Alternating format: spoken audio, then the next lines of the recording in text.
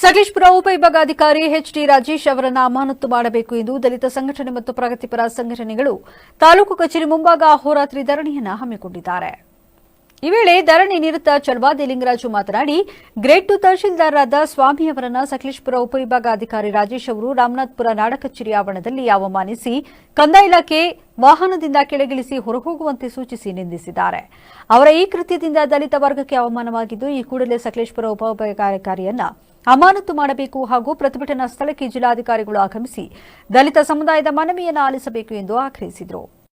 ಇವತ್ತಿಗಾಗಲೇ 27 ಗಂಟೆಗಳ ಕಾಲ ಪ್ರತಿಭಟನೆಯನ್ನ ಇವಾಗ ನಾವು ಮುಂದುವರಿಸಿದ್ದೀವಿ. ಇವತ್ತಿಗೆ ಈಗಾಗಲೇ ಈ ಸಮಯ ಇಷ್ಟೊತ್ತಿಗೆ 27 ಗಂಟೆಗಳು ಮುಗಿದಿದೆ. ಈ ಪ್ರತಿಭಟನೆ ನಾವು ಯಾಕಪ್ಪ ಹಮ್ಮಿಕೊಂಡಿದ್ದೀವಿ ಅಂತ ಅಂದ್ರೆ, ಈ ರಾಮನಾಥಪುರ ಬಳಿ ಮುತ್ತಿಗೋಡು ಗ್ರಾಮದಲ್ಲಿ ನಮ್ಮ ಗ್ರೇಡ್ 2 ತಹಸೀಲ್ದಾರರಾದಂತಹ ಸ್ವಾಮಣ್ಣನವರಿಗೆ ಎಸಿ ರಾಜಶೇಖರ್ ಅವರು ಅವ್ರ ಕಾರಿಂದ ಇಳಿಸಿ ಅವರಿಗೆ ಅವಮಾನ ಮಾಡಿರ್ತಾರೆ.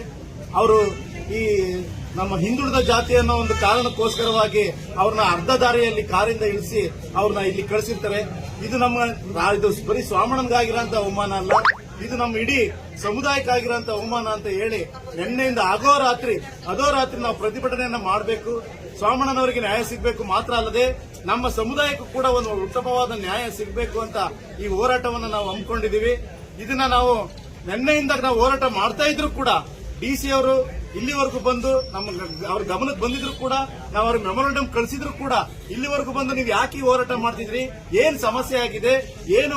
ದಲಿತ ಪರ ಸಂಘಟನೆಯ ಸದಸ್ಯ ದುಮ್ಯಕೃಷ್ಣ ಮಾತನಾಡಿ, ದಲಿತ ಅಧಿಕಾರಿ ಎಂಬ ಒಂದೇ ಕಾರಣದಿಂದ ಸರ್ಕಾರಿ ವಾಹನದಲ್ಲಿ ಬಂದ ಗ್ರೇಡ್ 2 ತಹಶೀಲ್ದಾರ್ ಅವರನ್ನ ವಾಹನದಿಂದ ಇಳಿಸಿ ಸಾರ್ವಜನಿಕರ ಎದುರು ನಿಂದಿಸಿರುವುದು ಇಡೀ ನಮ್ಮ ದಲಿತ ಸಮುದಾಯಕ್ಕೆ ಅವಮಾನ ಮಾಡಿರುವುದು ಕಂಡುಬರುತ್ತದೆ.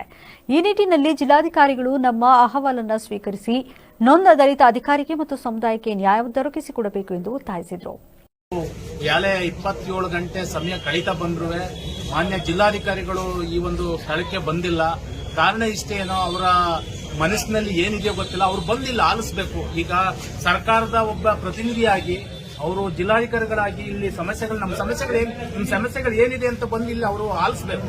ಈಗ ನಾವು ಸಮಸ್ಯೆ ಏನ್ ಹೇಳ್ತಾ ಇದೀವಿ ಅನ್ನೋದನ್ನ ನಾವು ಕೇಳಕ್ಕೆ ಬರ್ಲಿಕ್ಕೆ ಸಿದ್ಧ ಇಲ್ಲ ಅಂದ್ರೆ ಕೆಲವು ಟೈಮಲ್ಲಿ ಅವರೂ ಒಂದು ರೀತಿಯಲ್ಲಿ ಏನೋ ಅವರ ಪರವಾಗಿ ಕೆಲಸ ಮಾಡ್ತಾ ಇದ್ರು ಅಂತ ನಮ್ಗೆ ಅಪನಂಬಿಕೆ ಉಂಟಾಗ್ತಾ ಇದೆ. ಸೊ ಆದ್ರಿಂದ ಅವರು ಈ ಒಂದು ಹೋರಾಟವನ್ನು ಮಾಡ್ತಾ ಇರೋದನ್ನ ಯಾವುದೇ ರೀತಿ ನಿರ್ಲಕ್ಷ್ಯನೆ ಮಾಡ್ತಾನೆ. ಇದು ನಮ್ಮ ರಾಜ್ಯ ಬಿಎಸ್ಪಿ ರಾಜ್ಯಾಧ್ಯಕ್ಷರು ಹೇಳ್ದಂಗೆ ಇದು ರಾಜ್ಯ ಮಟ್ಟಕ್ಕೆ ಮತ್ತೆ ಜಿಲ್ಲಾ ಮಟ್ಟಕ್ಕೆ ಹೋಗದ ರೀತಿಲಿ ಅವರು ನಡ್ಕೋಬೇಕು. ಅಂದ್ರೆ ಈ ನಮ್ಮ ಸಮಸ್ಯೆಗಳನ್ನ ಬಂದು ಆಲಿಸಬೇಕು. ಆಗಿರ್ತಕ್ಕಂಥ ದಲಿತ ಸಮುದಾಯಕ್ಕೆ ಆಗಿರ್ತಕ್ಕಂಥ ಅವಮಾನ ಇದು. ನಾವು ಸೋಮಿಯವರ ಪರವಾಗಿ ಬಂದಿಲ್ಲ. ಈ ಸಂದರ್ಭದಲ್ಲಿ ಬಿಎಸ್ಪಿ ರಾಜ್ಯ ಕಾರ್ಯದರ್ಶಿ ಅತ್ನಿ ಹರೀಶ್, ಶಂಕರ್, ನಟರಾಜ್, ಚಂದ್ರು, ಮನು, ಗಣೇಶ್ ಇನ್ನೂ ಹಲವಾರು ದಲಿತ ಮುಖಂಡರುಗಳು ಭಾಗವಹಿಸಿದರು.